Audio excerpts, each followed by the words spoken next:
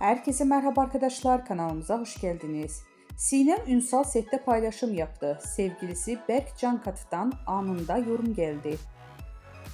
Kanal D'nin büyük ilgi gören dizisi Uzak Şehir'de başrollerini oynayan Sinem Ünsal ve dizinin ikinci sezonunda başlamasıyla setten yeni kareler paylaştı. Ünsal sosyal medya hesabının üzerinden yaptığı paylaşımda set atmosferinden dair anıları takipçileriyle paylaştı.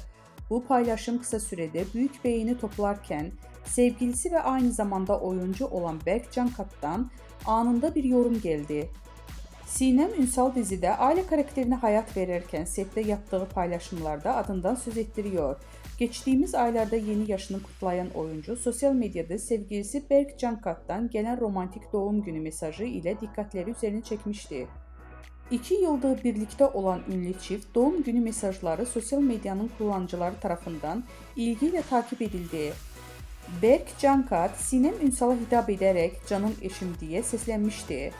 Cankat'ın mesajında şunlar yazılmıştı: "Biricik yol arkadaşım, sevdiceğim, kıymetlim, neşem, gücüm, desteğim.